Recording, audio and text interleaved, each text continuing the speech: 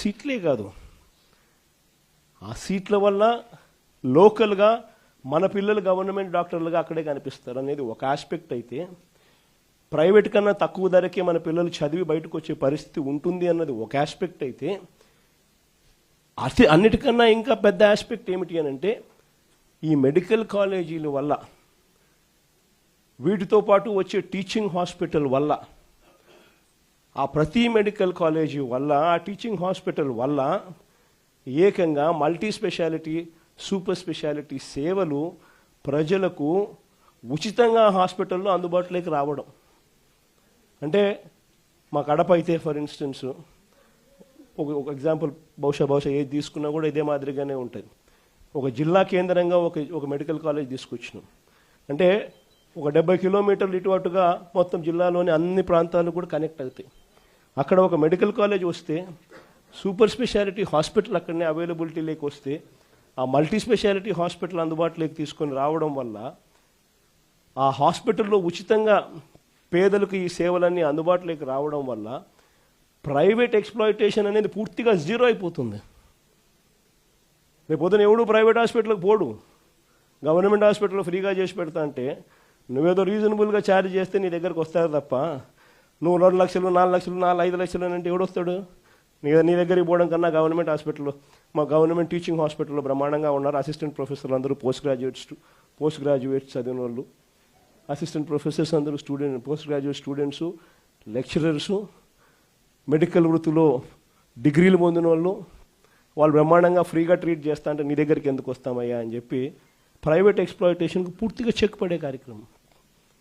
ఈ వివరాలన్నీ కూడా సువివరంగా ఈ రచ్చబండ కార్యక్రమాలలో ఎక్స్ప్లెయిన్ చేస్తూ, ప్రజలను భాగస్వాములను చేస్తూ, వాళ్ళ సంతకాలు తీసుకుంటూ, ప్రతి ఒక్కరూ వచ్చి స్వయంగా ప్రతి పేపర్ మీద సంతకం పెట్టి, వాళ్ళ టెలిఫోన్ నెంబర్ కూడా రాసి, ఏమాత్రం భయపడకుండా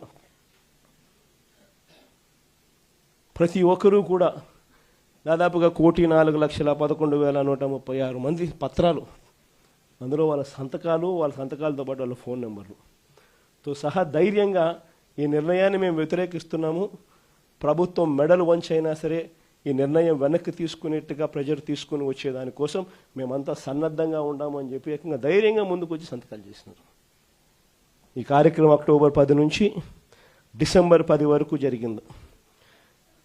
నవంబర్ 12వ తారీఖున నియోజకవర్గ కేంద్రాలలో ర్యాలీలు నిర్వహించడం. 175 నియోజకవర్గాలలో కూడా నవంబర్ 12వ తారీఖున జరుగుతూ ఉన్న ఈ కార్యక్రమానికి ప్రజల్లో ఇంకా అవేర్నెస్ క్రియేట్ కావడం కోసం అని చెప్పి ప్రతి నియోజకవర్గంలోనూ నవంబర్ 12వ తారీఖున ర్యాలీలు నిర్వహించడం. మళ్ళీ ఈ నెల 10వ తారీఖున, డిసెంబర్ నెల 10వ తారీఖున మళ్ళీ 175 నియోజకవర్గాలలో ర్యాలీలు నిర్వహిస్తూ ఈ బండ్లను జిల్లా కేంద్రాలకు పంపించే కార్యక్రమానికి శ్రీకారం చుట్టాం. మళ్ళీ ఈ నెల 15వ తారీఖున జిల్లా కేంద్రాలలో కూడా ఇదే రకమైన ర్యాలీలు నిర్వహిస్తూ ప్రజల్లో అవగాహన, అవేర్నెస్ క్రియేట్ చేస్తూ ఇక్కడ నుంచి జిల్లా కేంద్రాల నుంచి ఏకంగా ఈ బండ్లు మన దగ్గరికి వచ్చే కార్యక్రమానికి శ్రీకారం చుట్టడం జరిగింది. దాని తర్వాత ఈరోజు మీ అందరి సమక్షంలో మళ్ళీ మనం ఇక్కడ నుంచి బండ్లను గవర్నర్ గారి దగ్గరికి పంపించడం, ఆయనకు చూపించడం కొరకు పంపించడం రెండూ చేస్తున్నాం. గవర్నర్ గారికి ఒక్కసారి ఈ పత్రాలన్నీ చూపించిన తర్వాత, ఆయనకు చెప్పిన తర్వాత, చూపించిన తర్వాత ఈ పత్రాలన్నీ కూడా కోర్టు ద్వారాలు కూడా తడతాయి.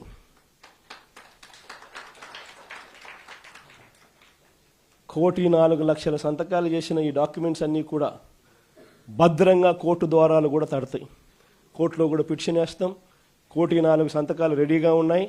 మీరు ఎప్పుడు అడిగితే అప్పుడు అఫిడవిట్లు మీకు చూపించేదానికి బండ్లన్నీ రెడీగా వచ్చి మీకు చూపిస్తాయి అని చెప్పి కూడా కోర్టులో కూడా అఫిడవిట్ కూడా వేయడం కూడా జరుగుతుంది. ఇంతటితోనే చంద్రబాబు నాయుడు జ్ఞానోదయం వస్తుందని నేను అనుకోవడం లేదు, ఎందుకంటే కొంచెం చర్మం అందం కాబట్టి ఇంతటితో కూడా వస్తుందని నేను అనుకోవడంలా. ఎందుకంటే మామూలుగా మీకు గుర్తుండే ఉంటుంది, పూర్వం మనం ఎప్పుడో, నేను చిన్నప్పుడు జనార్దన్ రెడ్డి గారు ప్రైవేట్ మెడికల్ కాలేజ్ ఇచ్చినారు అని చెప్పి ఏకంగా ముఖ్యమంత్రి పదవి నుంచి ఆయన రాజీనామా చేయాల్సి వచ్చింది. ప్రైవేట్ మెడికల్ కాలేజ్ అండి. ప్రైవేట్ మెడికల్ కాలేజ్ ఇచ్చిన మెడికల్ రాజీనామా చేయాల్సి వచ్చింది. నాకు అప్పుడు నేను చాలా చిన్నపిల్లోని.